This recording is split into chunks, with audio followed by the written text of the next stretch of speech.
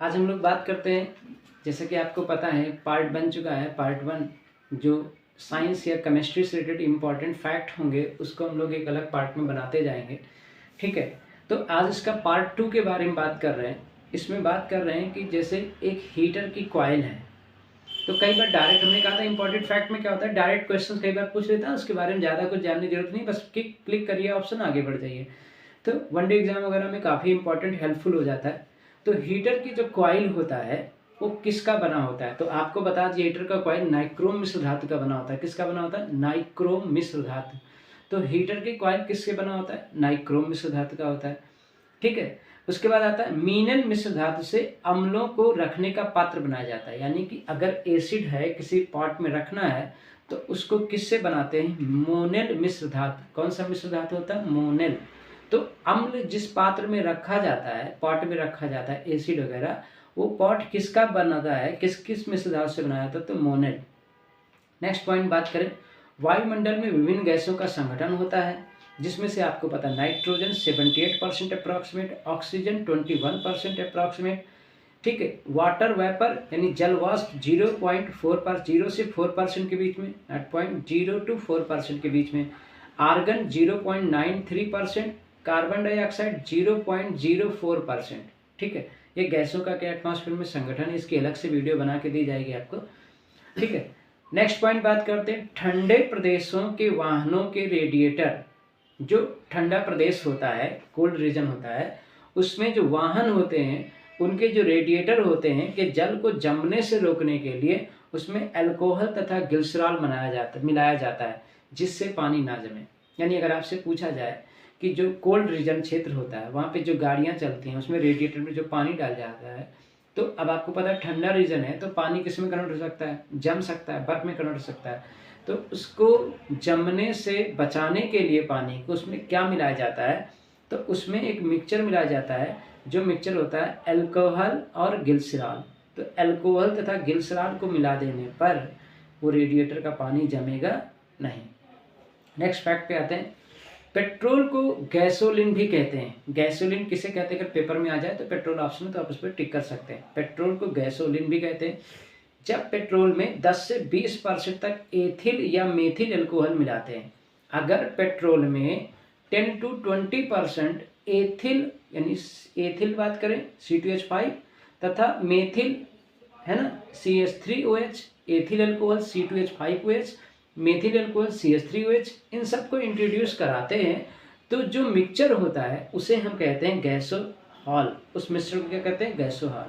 तो पेट्रोल को गैसोलीन कहते हैं। गैसोलीन की बात करें तो गैसोहॉल होता है। गैसोहॉल क्या होता है?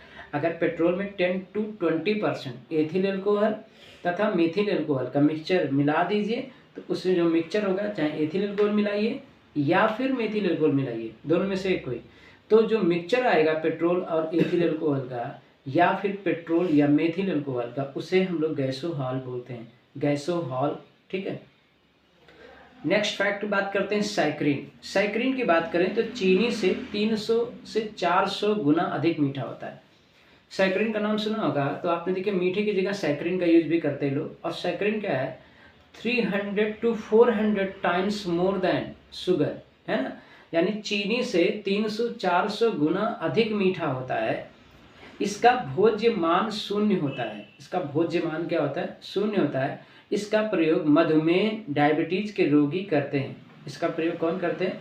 मधुमेह या डायबिटीज के रोगी करते हैं। ठीक है, अगला पॉइंट है पेट की जांच करने के लिए, यानी पेट की जांच करने के लिए यानी स्टमक के इन्फेक्शन जो स्टमक वगैरह है उसके बारे में अगर हमें क्या करना है? जांच करना है। तो स्टमक की जांच करने के लिए रोगी को बेरियम सल्फेट का घोल पिलाकर, यानी जो एक्सरे करने जाओगे तो उसमें घोल पिलाया जाता है पेशेंट को, उसको बोलते हैं बेरियम सल्फेट। क्या बोलते हैं? Barium sulphate, BaSO4। Barium sulphate का घोल पिलाकर एक्सरे किया जाता है, क्योंकि यह पदार्थ एक्स किरणों के लिए अपारदर्शी होता है। क्योंकि ये जो सब्सटेंस होता है ये क्या होता है? एक्स रेज के लिए क्या है? ये अपारदर्शी है। कैसी है? अपारदर्शी। अपारदर्शी मतलब ओपेक। ठीक है, बस में। तो पेट की जांच के लिए रोगी को कौन सा घोल दिया जाता है? तो बेरियम सल्फेट का घोल दिया जाता है। उसके बाद एक्सरे दिया जाता है, क्योंकि एक्सरे के लिए क्या है? ये ओपेक है, अपारदर्शी है। अति घातक विस्फोटक डायनामाइट रासायनिक रूप से नाइट्रोग्लिसरीन है। तो जो हाई एक्सप्लोजिव सब्सटेंस जिसे हम लोग डायनामाइट बोलते हैं वो रासायनिक रूप से नाइट्रोग्लिसरीन है। क्या है? नाइट्रोग्लिसरीन है। इसका आविष्कार अल्फ्रेड नोबेल, जिनके नाम पर नोबेल पुरस्कार है, उनने किया था। तो डायनामाइट का आविष्कार किसने किया था? डायनामाइट का आविष्कार अल्फ्रेड नोबेल ने किया था। और आपको पता है कि इसमें रासायनिक रूप से क्या मिला होता है? तो नाइट्रोग्लिसरीन।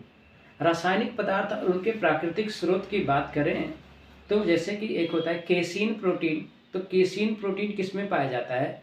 तो पेपर में क्वेश्चन एक पूछ लिया था, केसीन प्रोटीन किस में पाया जाता है? तो दूध और पनीर। दूध और पनीर में केसीन प्रोटीन पाया जाता है और इसकी वजह से दूध का रंग सफ़ेद भी होता है। निकोटीन तंबाकू में पाया जाता है। कैफीन जो है चाय, कॉफ़ी, कोको, चॉकलेट, इन सब में कैफीन पाया जाता है। कैफीन किस में? चाय में पाया जाता है, कॉफ़ी में पाया जाता है, कोको में पाया जाता है, चॉकलेट में पाया जाता है।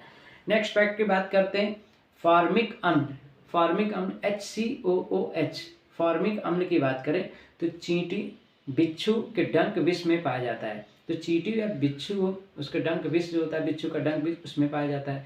ये क्या होता है कि अगर आप नीडल से भी फॉर्मिक एसिड को किसी को टच करा देंगे, चुभा देंगे, तो उसे बहुत ही तेज क्या होगा? जलन होगा। ठीक है, तो उसको बोलते हैं formic acid.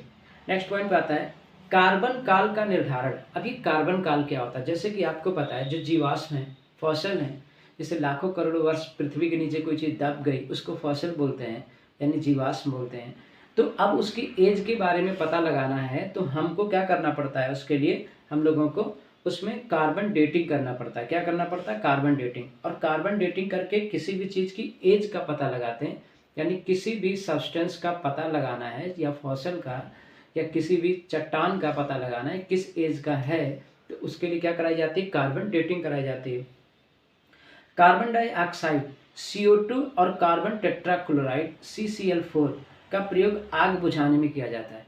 Carbon dioxide CO2 और कार्बन टेट्राक्लोराइड CCl4 का प्रयोग आग बुझाने में किया जाता है, क्योंकि आपको पता है कार्बन डाइऑक्साइड के प्रेजेंट में आग क्या हो जाता है? बुझ जाता है। पेट्रोल इंजन में, नेक्स्ट फैक्ट, पेट्रोल इंजन में कार्बोरेटर पेट्रोल में वायु को मिलाता है। तो पेट्रोल इंजन में जो कार्बोरेटर होता है वो पेट्रोल में वायु को क्या करता है? इंट्रोड्यूस करता है, मिलाता है, जो उसे जलने में सहायता प्रदान करता है। तो कार्बोरेटर क्यों लगा होता है गाड़ी में? ताकि वो पेट्रोल में क्या मिलाए? वायु को मिलाता है, जिससे वो क्या करे? जलने में सहायता प्रदान करता है। एक्सीलेटर कार्बोरेटर वाल्व को खोलकर बढ़ाकर वायु की मात्रा को बढ़ाता है। और एक्सीलेटर क्या करता है? एक्सीलेटर कार्बोरेटर जो होता है, कार्बोरेटर वाल्व होता है, उसको खोलकर, और जब वो खोल देगा तो उसमें वायु की मात्रा क्या हो जाएगी? बढ़ जाती है। तो आपने देखा पेट्रोल इंजन में कार्बोरेटर पेट्रोल को में वायु को मिलाता है, जिससे वो जलने में सहायता प्रदान होती है। नेक्स्ट फैक्ट की तरफ चलते हैं, सेल्यूलॉइड। सेल्यूलॉइड एक मानव निर्मित प्लास्टिक द्रव्य है जिसका उपयोग फोटोग्राफी फिल्म की रील बनाने में किया जाता है। तो सेल्यूलॉइड एवं मानव निर्मित प्लास्टिक द्रव्य है। ये क्या है? प्लास्टिक द्रव्य यानी पदार्थ है जो उपयोग इसका कहाँ करते हैं हम लोग? फोटोग्राफिक फिल्म की जो रील होती उसको बनाने में किया जाता है। नेक्स्ट फैक्ट बहुत इंपॉर्टेंट है, रात्रि के समय जुगनू, आपने देखा होगा गांव वगैरह में या इधर उधर शहर में भी दिख जाता है कहीं पे। रात्रि के समय जुगनू से निकलने वाला प्रकाश, रात्रि के समय जो जुगनू से प्रकाश निकलता है वो कौन सा पदार्थ है? रसायन पदार्थ है। तो उसका नाम, केमिकल का नाम है लूसीफेरिन। क्या नाम है? लूसीफेरिन नामक रसायन के ऑक्सीकरण के फलस्वरूप होता है। वो क्या होता है? रात्रि के समय जुगनू से जो प्रकाश निकलता है वो एक लूसीफेरिन नामक केमिकल सब्सटेंस होता है जिसका ऑक्सीकरण होता है। तो लूसीफेरिन सब्सटेंस रसायन के ऑक्सीकरण से के फलस्वरूप की रात के समय जुगनू से क्या निकलता है? प्रकाश निकलता है। फॉर्मेल्डिहाइड 23 से 40% तक का, फॉर्मेल्डिहाइड HCHO 23 से 40% तक का जल में तन विलयन फॉर्मेलिन कहलाता है। यानी फॉर्मेल्डिहाइड में अगर 23 से 40% तक का जल है, वाटर है, तो ये बोलते हैं तनु। तनु का मतलब हो गया डाइल्यूट, यानी पानी ज़्यादा हो। तो इसका प्रयोग मृत जीवों के परीक्षण में किया जाता है। जो जीव मृत हो जाते हैं, डाइड हो जाते हैं, डेथ हो जाती है जिनकी, उनके प्रिजर्वेशन में किया जाता है, यानी कि मृत जीवों के परीक्षण में। अगला पॉइंट, मीथेन सर्वाधिक सरल हाइड्रोकार्बन है। सबसे अगर बोला जाए इजिली यानी सरल सिंपल हाइड्रोकार्बन कौन है? तो मीथेन है। जो आपको पता कीचड़ या गंदी जगहों पे पाया जाता है। CH4 फार्मूला होता है मीथेन का। अम्लीयता क्लोरीनीकृत जल का गुण होता है, यानी कि अगर आपको पता अम्लीयता है, एसिडिटी है, एसिड की बात है, उसमें एसिडिक की नेचर है, तो क्लोरीनीकृत जल का गुण पाया जाता है उसमें। ठीक है। काजल कार्बन का सर्वाधिक शुद्ध रूप है। अगर आपसे पेपर में 1 नंबर का क्वेश्चन पूछा जाए कार्बन का सर्वाधिक शुद्ध रूप क्या है, तो आप काजल पे टिक करके आइए। हाइड्रोक्लोरिक अम्ल में सीसा गल जाता है। अगर आपकी बात करें सीसा किस में गल जाएगा, तो हाइड्रोक्लोरिक अम्ल में सीसा गल जाएगा, HCl में। हाइड्रोमीटर द्रव का अपेक्षित घनत्व मापने का उपकरण है। कोई भी किस उपकरण से क्या मेजर किया जाता है, इसका भी अलग से एक वीडियो आपको बना के दिया जाएगा। फिलहाल इसमें आपको बताया गया कि फैक्ट है हाइड्रोमीटर द्रव का अपेक्षित घनत्व मापने का उपकरण है। लोहे में जंग लगना एक रासायनिक परिवर्तन है। अगर पेपर में 1 नंबर का क्वेश्चन आता है लोहे में जंग लगना क्या है, तो रासायनिक परिवर्तन है। तो ये आपके पास क्या था, सामान्य रसायन से इन जो इम्पोर्टेंट फैक्ट थे वो आपको हमने बताए। That's all for the day. सो गया।